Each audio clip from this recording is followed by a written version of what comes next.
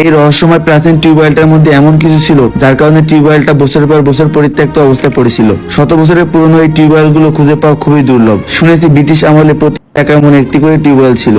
বাংলা ও এই অঞ্চলের ঐতিহ্য ধরে রাখতে পরিত্যক্ত টিউবওয়েলটি মেরামত করার উদ্যোগ নিলাম। দীর্ঘ কয়েক বছরের অবহেলায় অকেজো অবস্থায় পড়ে থাকায় টিউবওয়েলটি ভাবে জমে গিয়েছিল।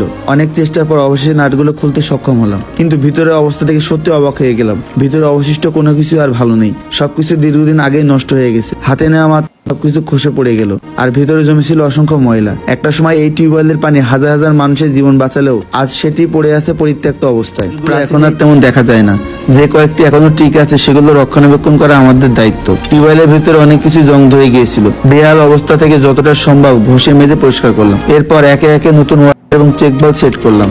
তারপর পানি দিয়ে চাপতে লাগলাম, কিন্তু মনে সংশয় ছিল আদৌ কি পরিত্যক্ত এই টিউবওয়েলটি আবার চালু হবে, পানি উঠবে তো। এ যেন আলাদিনের চেরাগের মতো। বহু বছরের পুরনো জং ধরা অচল টিউবওয়েল থেকে আবার পানি বের হতে শুরু করলো। এরপর ফ্লোরে জমে থাকা ময়লাগুলো পরিষ্কার করে দিলাম। মেরামতের কাজ শেষ হলে টিউবওয়েল ঘষে মেজে ভালোভাবে ধুয়ে নতুন করে রং করে দিলাম। ব্রিটিশ আমলে সেই প্রাচীন টিউবওয়েলটি আবার সচল হলো নতুন সাজে।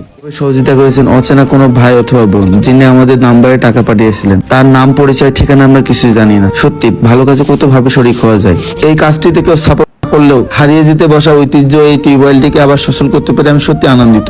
আলহামদুলিল্লাহ।